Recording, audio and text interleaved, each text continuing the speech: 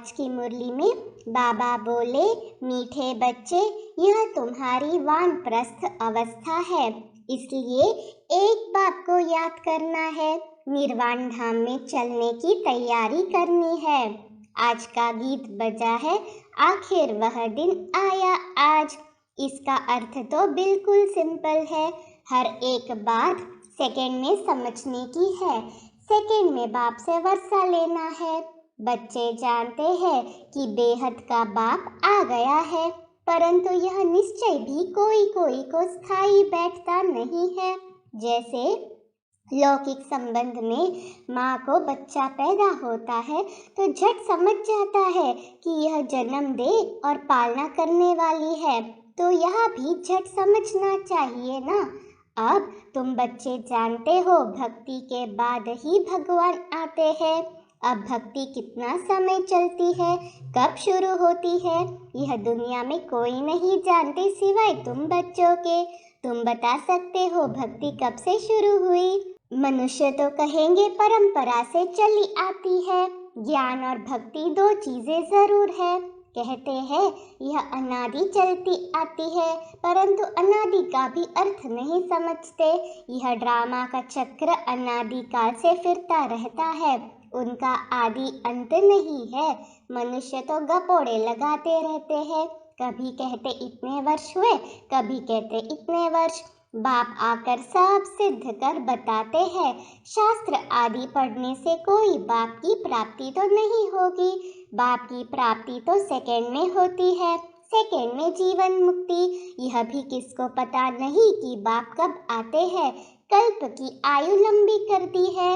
अब बाप तो जानते हैं और बच्चे भी सब कुछ जानते हैं, परंतु वंडर यह है जो 10-20 वर्ष में भी कोई को पूरा निश्चय नहीं होता है। निश्चय होने के बाद फिर तो कभी कह न सके कि यह हमारा बाप नहीं है भी बहुत सहज। तुमको तो बच्चा बनने में भी बहुत टाइम लगा है, 10-20 वर्ष में भी पूरा निश्चय नहीं हुआ है। अब तुम किसको परिचय देते हो तो सेकंड में निश्चय हो जाता है। जनक की बात भी पिछाड़ी की है, क्योंकि दिन प्रतिदिन बहुत सहज होता जाता है। ऐसी अच्छी अच्छी पॉइंट्स निकलती है जो झट किसको निश्चय हो जाए। बाप कहते हैं बच्चे अशरीरी भव, यह जो अनेक देह के धर्म है उनको छोड़ो, असल तो एक धर्म था ना, एक से ही वृद्धि होगी ना। यह है ही वैरायटी मनुष्य सृष्टि झाड़। मनुष्यों की बात है, वैरायटी धर्मों के झाड़ को भी जानना पड़े। धर्मों की कॉन्फ्रेंस होती है, परंतु उन्हों को पता ही नहीं कि पहले पहले पूज्य धर्म कौन सा है। बुद्धि में आना चाहिए। भारत प्राचीन धर्म वाला है तो जरूर प्राचीन धर्म परमपिता परमात्मा ने ही रचा होगा। भारत में गाया भी जाता है शिव जयंती, मंदिर भी है ढेरों के ढेर, तो सबसे बड़े से बड़ा मंदिर बाप का है निर्वाण धाम, जहाँ हम आत्माएं भी बाप के साथ रहती हैं। मंदिर रहने का स्थान होता है ना, तो यह महातत्व कितना बड़ा मंदिर है। तुम्हारी बुद्धि में आना चाहिए कि ब्रह्म तत्व जो सबसे ऊंचे से ऊंचा मंदिर है, हम सब वहाँ के रहने वाले हैं। वहाँ सूर्य चांद नहीं होते, क्योंकि रात दिन नहीं होता। असल हमारा रूहानी मंदिर वह निर्वाण धाम है, वही शिवालय है जहाँ हम शिव बाबा के साथ रहते हैं। शिव बाबा कहते हैं मैं उस शिवालय का रहने वाला हूँ। वह है बेहद का शिवालय। तुम शिव के बच्चे भी वहाँ रहते हो। वह है इनकॉर्पोरियल शिवालय। फिर कॉर्पोरियल में आते हैं तो यहाँ रहने का स्थान बनेगा। अभी शिव बाबा यहाँ है, इस शरीर में बैठा हुआ है। यह है चैतन्य शिवालय, जिससे तुम बातचीत कर सकते हो। वह निर्वाण धाम भी शिव बाबा का शिवालय है, जहाँ हम आत्माएं रहती है। वह घर सबको याद पड़ता है। वहाँ से हम आते हैं पाठ बजाने। सतो रजो तमो में उसमें हर एक को आना ही है। यह बात दुनिया में किसकी बुद्धि में नहीं है। जो भी आत्माएं हैं उन सबको अपना अपना अनादि पाठ मिला हुआ है, जिसकी न आदि है न अंत है। तुम बच्चे जानते हो हम असुर उस शिवालय के रहने वाले हैं। शिव बाबा जो स्वर्ग स्थापन करते हैं उनको भी शिवालय कहा जाता है। शिव बाबा का स्थापन किया हुआ स्वर्ग, वहाँ भी बच्चे ही रहते हैं। उन्हों को यह राज्य भाग्य कैसे मिला? वह है सतयुग का आदि, अभी है कलयुग का अंत। तो सतयुग में देवी देवताओं को हेवन का मालिक किसने बनाया? यह भी कितने अच्छे अच्छे खंड है। अमेरिका सबसे फर्स्ट क्लास खंड है, बहुत पैसे वाला और ताकत वाला भी है। इस समय सबसे हाईएस्ट है। बृहस्पति की दशा बैठी हुई है, परंतु उनके साथ साथ राहु की दशा भी बैठी हुई है। इस समय राहु की दशा तो सबके ऊपर बैठी हुई है। विनाश तो सबका होना है। भारत जो सबसे साहूकार था, अब भारत गरीब है। यह सब कुछ माया का भपका है, माया का फुल फोर्स है, इसलिए मनुष्य इनको स्वर्ग समझते हैं। अमेरिका में देखो क्या लगा पड़ा है, मनुष्य आकर्षित हो जाते हैं। बॉम्बे भी देखो कितना फैशनेबल हो गया है, आगे थोड़े ही ऐसा था। माया का पूरा पॉम्प है, कितने 8-10 मंजिल के महल बनाते हैं। स्वर्ग में थोड़े ही इतनी मंजिलें होती है, वहाँ डबल स्टोरी भी नहीं होती। यहाँ ही बनाते हैं क्योंकि ज़मीन नहीं है, ज़मीन का बहुत भाव बढ़ गया है। तो मनुष्य समझते हैं यही स्वर्ग है, प्लान बनाते रहते हैं, परंतु कहते हैं नर चाहत कुछ और होवत कुछ और। मनुष्य कितनी चिंता में रहते हैं। मौत तो सबके लिए है, सबके गले में मौत की फांसी है। अभी तुम भी फांसी पर हो, तुम्हारी बुद्धि वह नई दुनिया में लगी हुई है। अभी सबकी वानप्रस्थ अवस्था में जाने का समय है, इसलिए बाप कहते हैं अब मुझे याद करो। मैं खुद तुमको डायरेक्शन देता हूँ कि तुम सबकी वानप्रस्थ अवस्था है, मैं सबको लेने लिए आया हूँ। मच्छरों सदृश्य तुम सबको जाना पड़ेगा।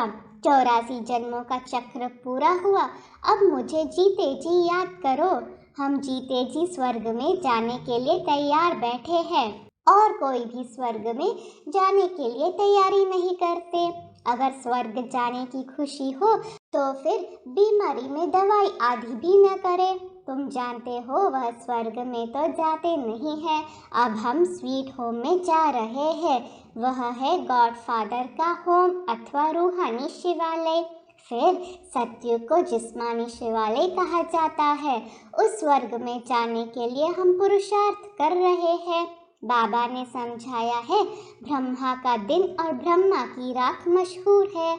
जब रात पूरी होती है तो मैं आता हूँ। लक्ष्मी नारायण का दिन और रात नहीं कहेंगे, भल है वही, परंतु ब्रह्मा को दिन और रात का ज्ञान है, वहाँ लक्ष्मी नारायण को यह ज्ञान नहीं। इसलिए ब्रह्मा और ब्राह्मण ब्राह्मणियाँ समझते हैं कि शिव की रात्रि कब होती है। दुनिया तो इन बातों को नहीं जानती। शिव है निराकार, वह कैसे आए यह भी पूछना पड़े ना। शिव जयंती पर तुम बहुत सर्विस कर सकते हो। राजधानी स्थापन हो रही है, अभी बहुत छोटा झाड़ है और इस झाड़ को तूफान आते हैं, और झाड़ों को इतने तूफान नहीं आते। उसमें तो एक के पिछाड़ी और सब आते जाते हैं। यहाँ तुम्हारा नया जन्म है। माया के तूफान भी सामने खड़े हैं, और किसको तूफान का सामना नहीं करना पड़ता। यहाँ धर्म की स्थापना में माया के तूफान आते हैं। बहुत ऊंची मंजिल है। विश्व का बादशाह बनना कोई नई बात नहीं है। अनेक बार तुमने इस तूफान से पार होकर अपना राज्य भाग्य लिया है। जो जिस रीति पुरुषार्थ करता है उनका साक्षात्कार होता जाता है। जितना आगे चलेंगे तुमको साक्षात्कार होगा कि यह कौन सा पद पाएंगे। मालूम तो पड़ता है ना कि यह कैसा पुरुषार्थ करता है। गरीब अथवा साहूकार की बात नहीं है। गीत भी सुना कि आखिर वह दिन आया आज, गरीब निवास बाबा आया। बाबा कहते हैं मुझे कोई साहूकारों को धन नहीं देना है, वह तो है ही साहूकार। उन्हों के लिए तो स्वर्ग यहाँ है। करोड़पति है, आगे करोड़पति कोई मुश्किल होता था। अभी तो करोड़ मनुष्यों के पास दीवारों में छिपे पड़े हैं, परंतु यह किसके काम आने नहीं है। पेट कोई ज्यादा नहीं खाता है। ठगी से पैसे इकट्ठे करने वालों को नींद नहीं आती होगी। पता नहीं कहाँ गवर्नमेंट छापा न मारे। बाप कहते हैं याद रखना यह अंतिम समय है। अब किसकी दबी रहेगी धूल में, किसकी राजा खाए सफली होगी साई जो खर्चे नाम धनी के। धनी तो सब स्वर्ग का मालिक बनाते हैं। अब तुम बाप के पास अपने को इंश्योर करो, मौत तो सामने खड़ा है। सब आशाएं तुम्हारी अब पूरी होती है। बाप गरीबों को उठाते हैं। साहूकार का 1000, गरीब का 1 रुपया एक समान। अक्सर करके गरीब ही आते हैं। किसका 100 पगार, किसका 150। दुनिया में मनुष्यों के पास तो करोड़ है, उन्हों के लिए यह स्वर्ग है। वह कभी नहीं आएंगे, न बाबा को दरकार है। बाबा कहेंगे तुम भल अपना मकान आदि बनाओ, सेंटर खोलो, हम पैसा क्या करेंगे। सन्यासी लोग तो बहुत फ्लैट आदि बनाते हैं, उनके पास बहुत मिल्कियत रहती है। यह रथ भी अनुभवी है। अब मैं आया हूँ गरीबों को साहूकार बनाने, तो अब हिम्मत करो। करोड़पति जो है उनके पास कोई काम में आने वाले नहीं हैं। यहाँ पैसे आदि की कोई बात नहीं। बाप सिर्फ कहते हैं मन मना भव, खर्चे की बात नहीं। यह मकान बनाया है वह भी बड़ा सिंपल, सो भी अंत समय तुम्हारे ही रहने के लिए है। तुम्हारा यादगार यहाँ खड़ा है, अभी फिर चैतन्य में स्थापना कर रहे हो, फिर यह जड़ यादगार खलास हो जाएंगे। तुमको यह लिखना चाहिए कि आबू में आकर जिसने ये मंदिर नहीं देखा और इन्हों के ऑक्यूपेशन को नहीं जाना तो कुछ नहीं देखा। तुम कहेंगे हम वही चैतन्य में अब बैठे हैं, इन जड़ चित्रों का राज समझा सकते हैं। कहेंगे यह हम है, हमारा जड़ यादगार बना हुआ है। वंडरफुल मंदिर यह है। वंडर है ना, मम्मा बाबा और बच्चे यह चैतन्य में बैठे हैं, वह जड़ चित्र खड़े हैं। मुख्य है यह शिव, ब्रह्मा, जगत अम्बा और लक्ष्मी नारायण कितना अच्छी रीति समझाते हैं, फिर भी बाप का बन और बाप को फारकती दे देते हैं। यह भी कोई नई बात नहीं। बाप का बन फिर भागंती हो जाते हैं। भागंतियों का भी हम चित्र रख सकते हैं। अगर पक्का निश्चय है तो अपना राजाई का चित्र बना लो तो स्मृति रहेगी। हम भविष्य में डबल सिर ताज स्वर्ग के मालिक बनेंगे। अगर बाप को छोड़ दिया तो ताज गिर पड़ेगा। यह बड़ी वंडरफुल बात समझने की है। बाप को याद करो, उनसे ही वर्षा मिलता है, उसको ही सेकंड में जीवन मुक्ति कहा जाता है। भविष्य के लिए बाबा तुमको लायक बना रहे हैं। मनुष्य दान पुण्य करते हैं दूसरे जन्म के लिए, वह है अल्पकाल की प्राप्ति। तुम्हारी तो इस पढ़ाई से भविष्य 21 जन्मों के लिए प्रालब्ध बनती है। कोई इस माता पिता की आज्ञा पर पूरा चले तो एकदम तर जाए। माता पिता भी खुश होंगे। अमल में नहीं लाते हो तो पद भी कम हो जाता है। शिव बाबा कहते हैं मैं निष्कामी हूँ, अभोक्ता हूँ, मैं यह टोली आदि कुछ भी नहीं खाता हूँ। विश्व की बादशाही भी तुम्हारे लिए है, यह खान पान भी तुम्हारे लिए है। मैं तो सर्वेंट हूँ, मेरे आने का टाइम भी मुकर्रर है। कल्प कल्प अपने बच्चों को राज्य भाग्य देकर मैं निर्वाण धाम में बैठ जाता हूँ। बाप को शल कोई न भूले।